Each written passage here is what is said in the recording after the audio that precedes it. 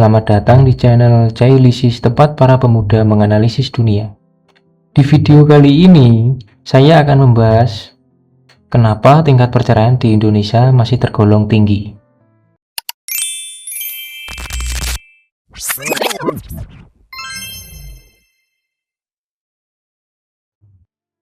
Mari kita lihat seberapa tinggi angka perceraian di Indonesia menurut data dari BPS atau Badan Pusat Statistik. Pada sepanjang tahun 2024, tingkat perceraian di Indonesia tergolong masih tinggi, yaitu di angka 399.000 kasus dengan beberapa faktor. Di antara lain yaitu pertengkaran dan perselisihan, kekerasan dalam rumah tangga, faktor ekonomi judol dengan 3.000 kasus. Tentunya tidak hanya itu. Masih ada banyak lagi faktor lainnya yang mendukung rusaknya rumah tangga. Namun kali ini hanya akan membahas 4 faktor tadi. Faktor yang menyumbang paling banyak perceraian yaitu pertengkaran dan perselisihan. Ini bukanlah pertengkaran biasa, tetapi ini adalah pertengkaran yang terjadi terlalu sering dan terus-menerus, yang mengakibatkan salah satu pihak merasa tertekan. Nah, biasanya konflik yang sering terjadi itu antara masalah komunikasi, salah satunya ialah selalu salah paham dengan pasangan. Mungkin ini tampak seperti masalah kecil, namun apa jadinya kalau terjadi terlalu sering?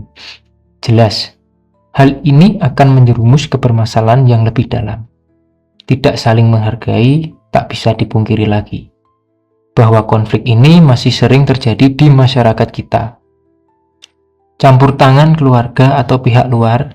Jika seseorang merasa tidak dihargai dan tidak pernah didengar oleh pasangannya, ia akan mencari orang luar yang mau mendengarkan keluh kesahnya. Ini tampak memiliki tujuan yang baik, namun justru inilah yang dapat membuka celah untuk datangnya pihak ketiga. Faktor kedua yaitu KDRT. Ini bukan sekedar konflik biasa karena pada titik ini kita sudah membahas tentang pelanggaran hukum dan pelanggaran terhadap nilai-nilai kemanusiaan. Secara persentase, faktor ini mungkin terlihat kecil, hanya sekitar 1,3% dari total kasus perceraian. Tapi dampaknya luar biasa besar. Bukan cuma luka fisik, tapi juga trauma psikologis yang bisa membekas seumur hidup dan perlu diingat. Angka ini baru yang tercatat dan dilaporkan. Lalu bagaimana dengan yang tidak pernah berani melapor? Yang memilih diam karena takut, malu, atau merasa nggak akan dipercaya? Tentu jumlahnya jauh lebih banyak dan mereka masih berjuang sendirian dalam diam. Berikut yaitu faktor ekonomi. Faktor ekonomi merupakan kebutuhan wajib yang harus dipenuhi. Banyak faktor yang mempengaruhi ketidakharmonisan dalam keluarga. Namun faktor ini menjadi langganan penyumbang konflik rumah tangga sejak dulu. Dalam banyak kasus, faktor ekonomi tidak hanya tentang kurangnya uang, bisa juga tentang hilangnya pekerjaan dan kebangkrutan usaha. Faktor ekonomi terjadi ketika masyarakat dekat atau individu tidak mampu memenuhi kebutuhan hidup secara layak, terutama dari segi materi. Di Indonesia, faktor ini menyumbang lebih dari 100.000 kasus. Selain itu, manajemen keuangan yang buruk juga ikut serta menjadi pendukung. Bayangkan, kalian udah capek-capek kerja dari pagi sampai sore, ngorbanin waktu, tenaga, bahkan mental, pas gajian datang. Duit yang seharusnya cukup buat sebulan malah ludes dalam waktu singkat. Bukan karena kebutuhan mendesak, tapi karena manajemen keuangan yang buruk, apalagi di zaman sekarang yang serba instan. Belanja tinggal klik, makan tinggal order, dan gaya hidup serasa harus ikut tren biar nggak ketinggalan zaman. Tanpa kontrol yang baik, keuangan rumah tangga bisa jadi bom waktu, dan ketika masalah uang muncul terus-menerus, perlahan, tapi pasti hubungan pun mulai retak. Dan terakhir, kita bahas faktor yang kadang dianggap sepele, tapi nyatanya nyumbang 3.000 kasus perceraian di tahun 2024, yaitu judul alias judi online. Seseorang yang kecanduan judi online bisa kehilangan kontrol terhadap uang, waktu, dan bahkan hubungannya. Ada banyak cerita di mana pasangan jadi berantakan karena salah satu pihak menyembunyikan kebiasaan berjudi, meminjam uang diam-diam, bahkan menjual aset tanpa persetujuan, dan yang lebih miris, banyak pelaku judul ini masih berusia muda. Usia-usia produktif Bahkan ada yang baru menikah beberapa bulan. Dari luar mungkin kelihatan masalahnya itu aja. Perselisihan, ekonomi, kekerasan, dan pihak ketiga. Tapi kalau ditelusuri lebih dalam, semuanya punya satu benang merah. Kurangnya fondasi emosional dan komunikasi yang sehat dalam pernikahan. Terus pertanyaan sekarang, apa saja dampaknya? Dan bagaimana jika tren perceraian terus naik? Dampak dari suatu perceraian dalam kasus ini, korban paling utama adalah sang anak terutama yang masih di bawah umur. Karena mereka sedang dalam proses pembentukan karakter, kehilangan figur orang tua jelas akan mengacaukan proses tumbuh kembang anak. Yang mengakibatkan anak tersebut akan mengalami gangguan emosional. Seperti mudah marah, cemas, dan menjadi sangat tertutup.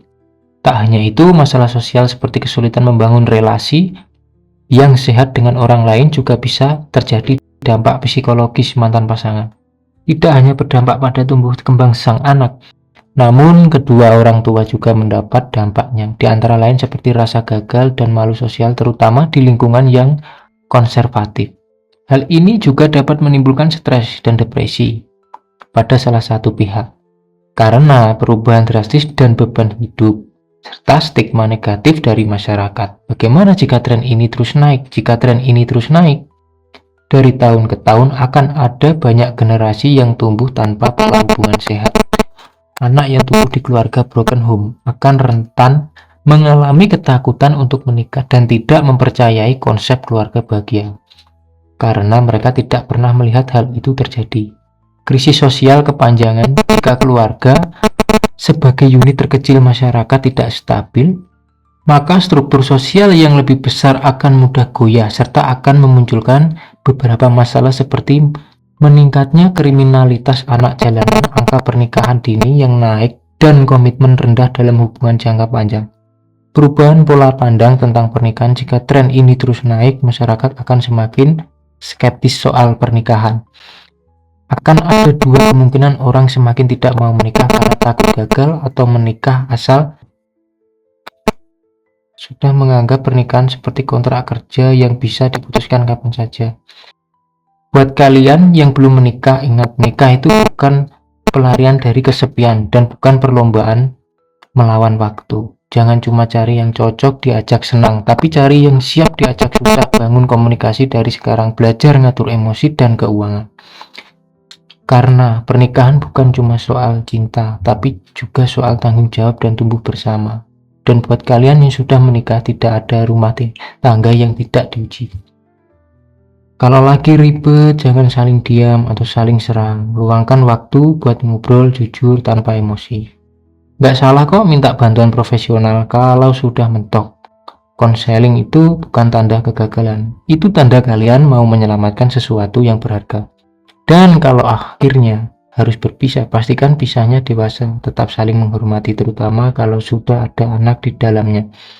Karena pada akhirnya menikah bukan soal bertahan paling lama, tapi soal bagaimana kalian dan pasangan saling menjaga selama masih bisa bersama.